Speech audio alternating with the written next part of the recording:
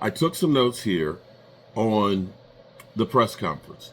The first thing I'm going to say is the difference of when Mike McCarthy was hired. Jerry Jones was the MC of the whole thing. Jerry Jones spoke for the first 6 minutes of the press conference before we ever heard anything from Mike McCarthy. And what was different about this one was Brian Schottenheimer was the one who started this press conference out, and he spoke. He went through, he thanked his family, his mother. He talked about his father, about him wanting to be a head coach, having unfinished business for his family of winning a Super Bowl. Now, I'm going to say that that's key right there, because that's actually Jerry Jones stepping out of the spotlight just for a moment. Okay, you got to listen. Xavier, no. Xavier, okay, again, what I'm trying to say is when you listen to it, I'm trying to put together all this stuff. Who cares? No, it isn't irrelevant, because Jerry Jones always has to be front and center. Jerry Jones has to always be front and center. They allowed the coach to be the one to actually talk. That's not how it usually works. Usually, as soon as the game is over, it's Jerry and Stephen Jones, and then you hear from the coach later on. Okay, again, and here's, he still took over, but who opened it up? You got a chance to listen to the coach. The second thing that's going to be subtle, and we'll know within 2 months. We'll know within 2 months if anything's changed, because you kind of heard Stephen Jones admit that they didn't put enough of a team around there. In fact, I'm going to say they kind of admit that they screwed Mike McCarthy, because they said, we're going to be behind him. We're going to be behind Brian Schottenheimer doing things different than with Mike. Listen, maybe I'm grabbing at straws. Maybe I'm grabbing at straws, but this is what Stephen Jones, when he finally got talking, he didn't talk till later. He said, we're going to be behind. Now, again, this could just be lip service. We're just trying to shovel some more shit on you so you'll buy season tickets. But what I'm saying is they were at least saying the right things. The fact that you had players there that support the guy, because more than anything else, we don't think that Dak Prescott has much of a say, but I dare say that this was Dak Prescott pointing a finger and saying, we need consistency, and I believe in Schottenheimer. Schottenheimer, regardless of Mike McCarthy calling the plays, it's Schottenheimer is the guy who works with Dak. When Dak comes off the sidelines, it's Brian Schottenheimer who's sitting next to him, going over the plays and what they see, and so on. Okay? So that's where Dak is looking at this, and the Cowboys are looking at this. They made his contract just as long as Dak Prescott's, 4 years. And they're looking at this from a standpoint of saying, how can we keep the offense consistent? But for Stephen Jones, who's always saying, we don't believe in free agency because you're paying good money for bad ones, and kind of saying, when he was asked about the depth issues on the team, he said, we're going to be doing things different than with Mike. Putting people on the roster, be it the draft and free agency. Now, I don't know what that means. They may look at it and say, us signing players at the end of training camp is, free agency. I don't know if they're going to go out and actually try and get some other guys. But they're recognizing that they don't have enough talent on the roster.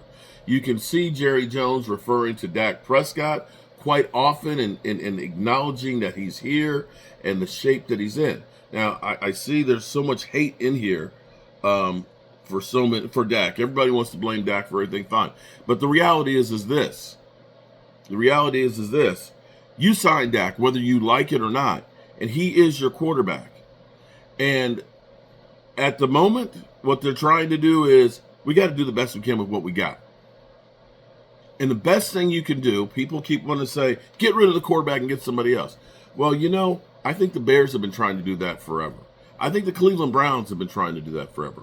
Washington has been trying to do it for the last 35 years, and they finally maybe have done it. Because since Mark Rippon, they ain't got anybody that got them to an NFC Championship game. They finally got a guy. So the hardest position to find somebody is quarterback. And 2 years ago, you got 36 TDs and 9 interceptions and a runner-up MVP. There's no guarantee that Shedeur Sanders is going to be able to do that if you can get up there. And you have so many different things. Now, I will also say another key thing here is when you listen to Brian Schottenheimer and they ask him, well, what are you going to do things that are a little different? I'm not going to be an idiot. If there's things we do good, we're going to keep it. We're going to tweak some of those things. We're going to use more pre-action motion. We're going to use more play action. We're going to use things like hurry up offense and understanding running the football, the running game. This is more important than anything else because Mike McCarthy has never been a guy who's crazy about running the football. He is not. But they pointed out 2 or 3 times with Brian Schottenheimer, they have led the league in running the football. And as you can see, what Saquon Barkley has done for the Eagles. You can see what Henry has done for Baltimore. They just didn't follow through on it in the AFC Championship. The AFC divisional round. So you're going to see more running. You're going to see a more modern offense using more motion and things. But, I can't guarantee any of this is going to work. But in the end, if Brian Schottenheimer is going to be successful, the Joneses have a lot to do with it in working the cap and bringing in more talent. And I will say that this would put probably Genty more on a possibility of them drafting.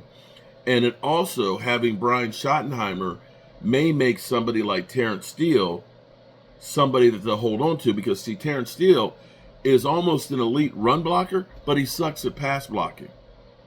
And so you look at that, when you look at that and say, we're going to be a passing offense, he don't fit.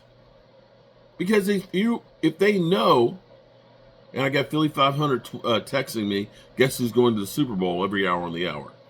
If teams know you're going to be pass blocking, then Terrence Steele's a liability. If you are mixing it up and they don't know if they're going to pin their ears back and come, then Terrence Steele is better to have because he's a better run blocker. Cooper Beebe is a run blocker. And it may be, USMC, that it is just PR. Of course it's PR. It's them trying to sell us on it.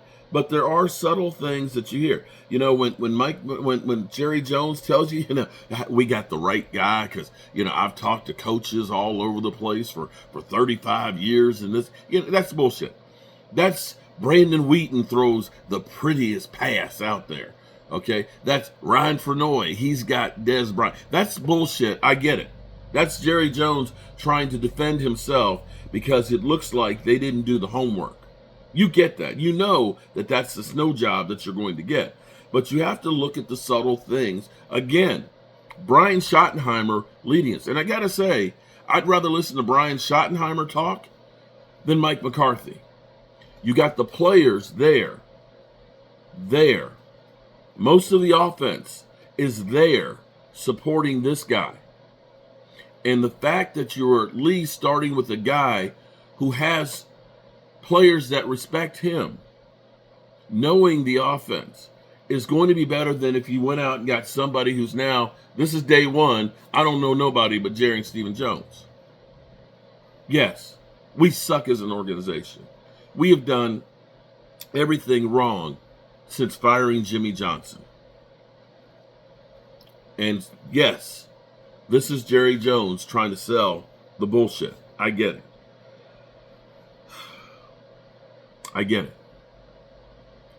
But there are a few things to at least say, give the guy a chance. Give the guy a chance. You don't have any choice on it.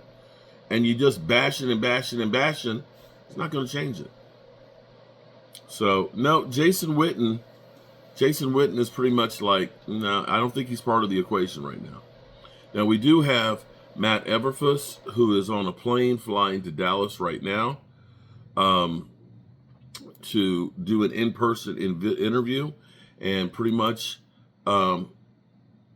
if that goes well, he'll be hired as the team's defensive coordinator, and we'll go from there at the process of filling out the coaching staffs from the roster.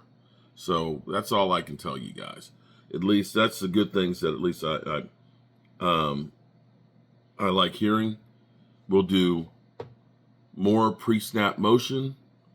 We'll rely on the strengths of Dak Prescott, which is play action, which means we're going to be trying to run the ball better, which means we're going to have a shift in, the philosophy of balance, which I think will definitely help your quarterback be prolonged.